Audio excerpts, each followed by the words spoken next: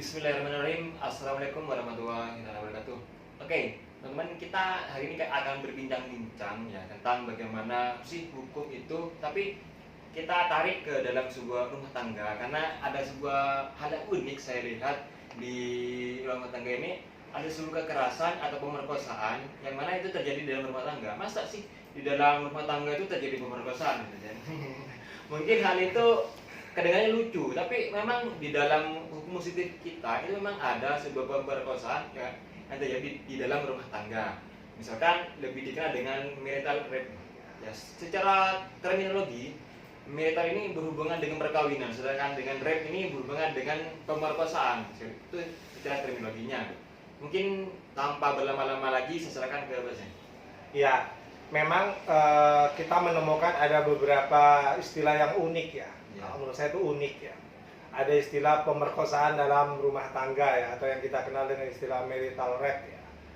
Itu ditemukan di beberapa kajian, Mas Oos ya. Kemudian di hasil penelitian juga ada beberapa hasil penelitian teman-teman.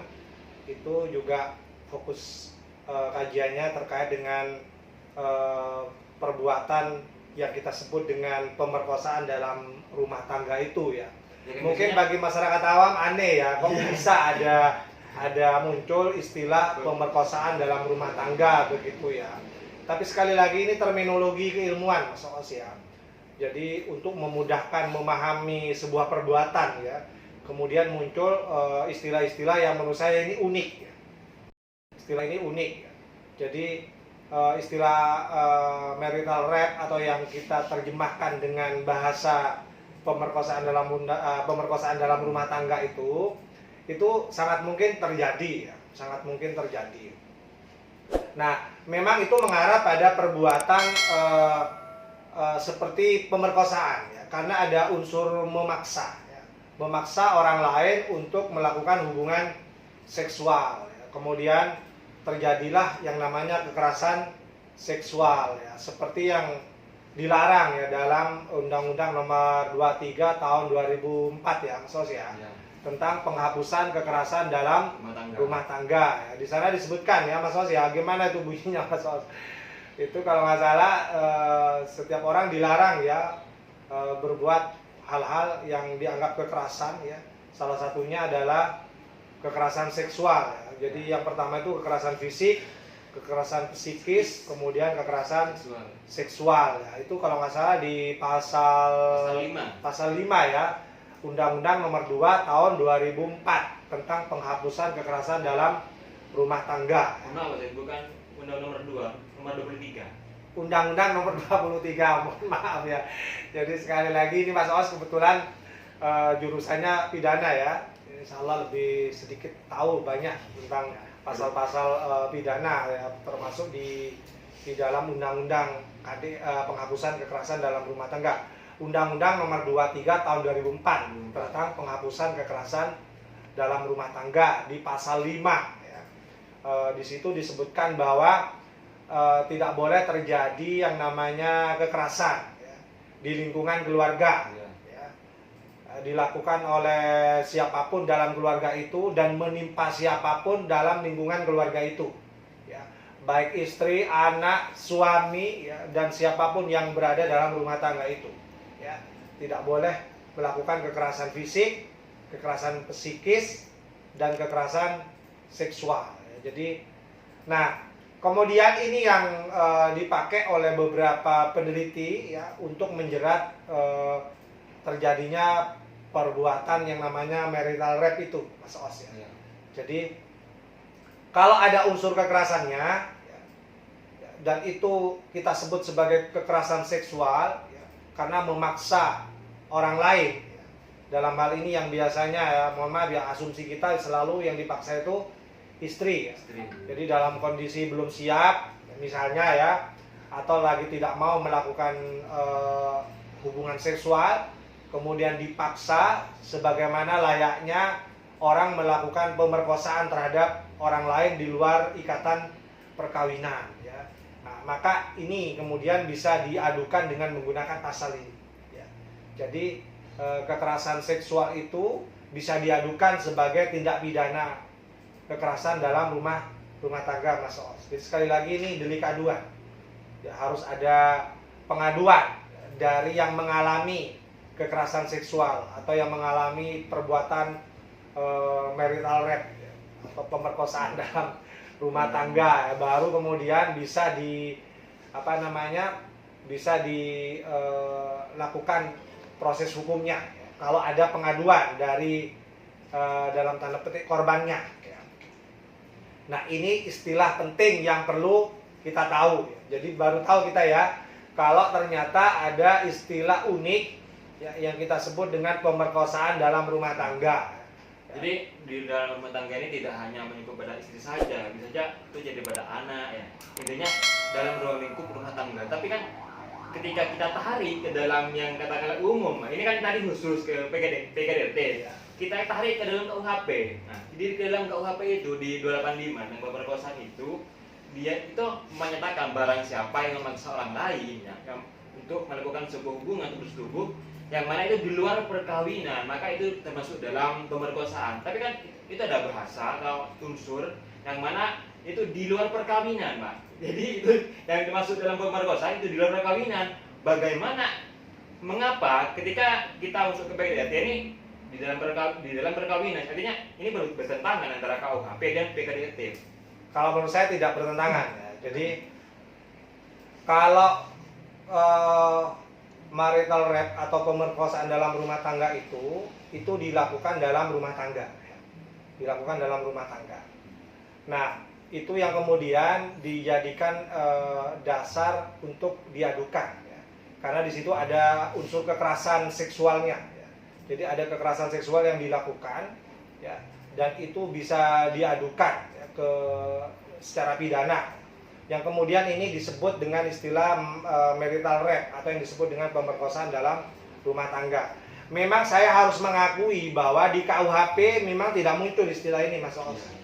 Jadi di KUHP kita tidak ada satu pasal pun yang mengatur tentang tindak pidana kekerasan seksual yang dilakukan oleh seorang suami terhadap istrinya sendiri, itu tidak ada. Memang kita akui itu, Mas Oos ya, tidak ada. Itu hanya bisa diadukan dengan menggunakan pasal-pasal di dalam Undang-Undang Nomor 23 Tahun 2004 tentang penghapusan kekerasan dalam rumah tangga. Ya, itu bisa diadukan ya. Paling tidak kita sebut sebagai kekerasan seksual. Tetapi sekali lagi ternyata korbannya kalau kita lihat, Mas Oos, di PKDRT itu, di Undang-Undang PKDRT, Undang-Undang Nomor 23 itu ternyata tidak spesifik dialami oleh istri. Iya.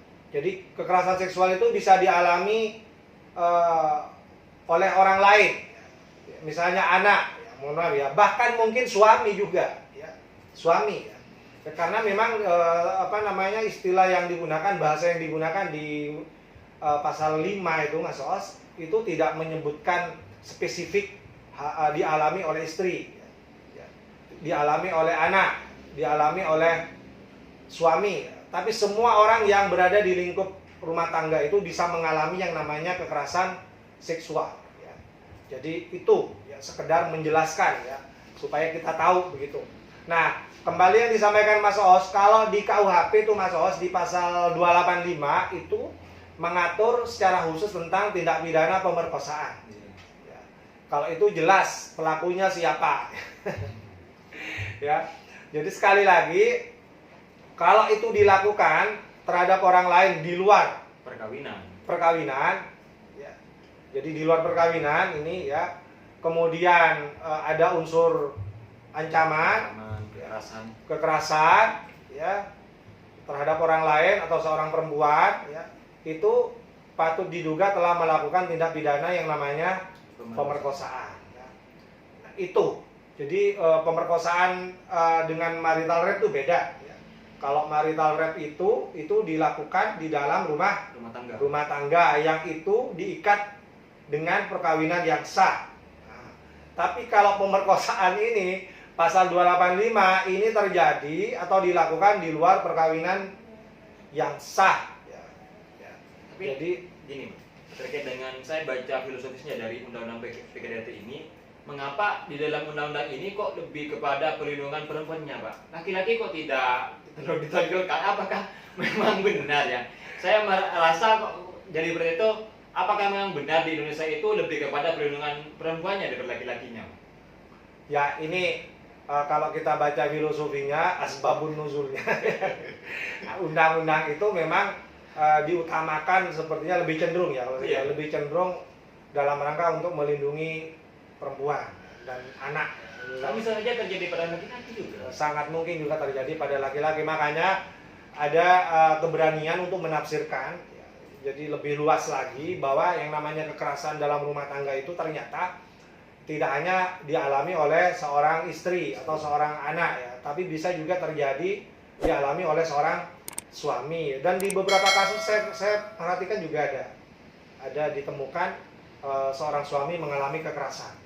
Apakah itu bisa dikatakan sebagai kekerasan dalam rumah tangga ya? Kalau pakai redaksi umum yang digunakan di Undang-Undang Nomor 23 saya kira termasuk ya. Termasuk ya. Jadi termasuk. Jadi yang namanya kekerasan dalam rumah tangga itu bisa dialami oleh semua orang yang berada dalam rumah tangga itu. Tidak sebatas hanya istri saja. Tapi memang yang dipahami banyak orang itu seolah-olah hanya istri yang mengalami kekerasan dalam rumah tangga begitu ya. Karena memang sekali lagi undang-undang itu pada awalnya dimaksudkan untuk itu, untuk melindungi lebih baik perempuan ya, begitu ya. Nah kembali tadi ke pertanyaan Mas Os ya. Jadi sekali lagi kalau pasal 285 itu memang mengatur secara khusus tentang tindak pidana pemerkosaan ya. Jadi barang siapa yang melakukan, gimana bunyinya? Barang siapa yang melakukan ancaman atau kekerasan dengan kekerasan untuk dengan ancaman dengan kekerasan untuk melakukan hubungan seksual gitu. Yang itu mana di luar perkawinan, maka itu disebut dengan pemerkosaan. pemerkosaan. Jadi jelas ya bedanya antara marital rape dengan pemerkosaan. Beda lagi masalah dengan pasal berikutnya ya, pasal 284 ya. Itu perzinahan. Jadi 284 itu perzinahan, itu beda lagi ya. Mungkin nggak apa-apa ya, sedikit ya di akhir kita perlu sampaikan yang mungkin perlu tahu ya masyarakat kita ya.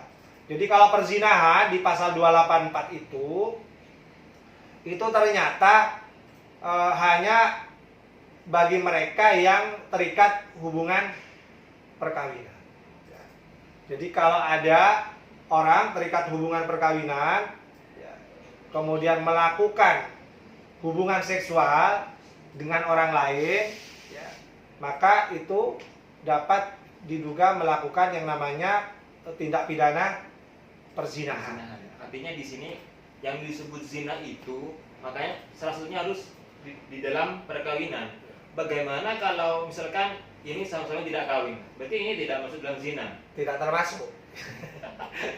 Nah ini saya terus terang ya, kita tidak boleh malu-malu mengakui Mas Sosial sebagai orang yang bergelut di bidang hukum ya, bahwa memang kita punya keterbatasan ya. Di pasal 284 ini memang yang diatur itu sebatas mereka yang sudah terikat hubungan perkawinan. Kalau itu melakukan hubungan seksual dengan orang lain, maka dia dapat dijerat dengan pasal perzinahan. Nah, tapi katanya Mas Os tadi, kalau dia tidak terikat hubungan perkawinan, artinya tidak sama-sama menikah lah. Sama-sama menikah, sama-sama bujang begitu. Ya, melakukan hubungan seksual, suka sama suka, ya, maka itu tidak bisa dilaporkan sebagai perbuatan perzinahan. Ya. Jadi sekali lagi perzinahan itu kalau menurut 284 KUHP itu bagi mereka yang salah satunya atau dua-duanya itu terikat hubungan perkawinan. Ya. Tapi gini Ustaz, maaf Ustaz, kalau di dalam agama gimana Ustaz? Tadi kan kita sudah berbicara tentang hukum positifnya. Di dalam agama Islam gimana Ustaz? Kalau dalam agama Islam itu sangat jelas.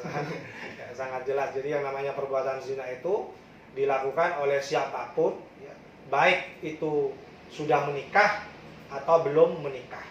Kalau tidak terikat dengan kalau tidak didahului dengan hubungan perkawinan yang sah, ya, maka itu dapat dikatakan sebagai perbuatan zina. Dan dosanya besar. Kalau di dalam perkawinan bukan zina lagi. Kalau di dalam perkawinan zina juga. Artinya kalau itu tidak terikat hubungan perkawinan, ya, Misalnya saya sudah punya istri, ya. Saya sudah punya istri, kan saya terikat perkawinan, iya kan? Kemudian saya berhubungan seksual dengan orang lain. Ya. Apakah orang lain itu terikat hubungan perkawinan atau tidak? Ya, maka itu juga zina. Itu dalam agama seperti itu. Ya. Beda kalau dalam KUH pidana kita baru dikatakan zina, ya, kalau salah satunya ya, terikat hubungan perkawinan. Ya. Tapi kalau dua-duanya sama-sama bujang, walaupun tidak terikat hubungan perkawinan yang sah, ya, melakukan hubungan seksual suka sama suka, itu tidak bisa dilaporkan sebagai tindak pidana perzinahan. Jadi aman. Apakah ini sebagai sebuah kelemahan? Saya kira ini perlu kita diskusikan lebih lanjut, Mas Os, ya. Tapi memang gini, terkait dengan aturan sebuah undang-undang atau itu sebuah, katakanlah sebuah perpres, ya, pasti ada sebuah apa ya, aturan ini tidak sempurna, pasti ada celah hukumnya, ya, gitu. Makanya kita sebagai peneliti, bagaimana kita mencari kekosongan hukumnya, kekaburannya, ya. Maka di sanalah bagaimana kita untuk melakukan sebuah pembaruan hukum sebagai masukan nantilah kepada pemerintah selaku pembentuk hukum di sana. Oh, di sini ada celahnya.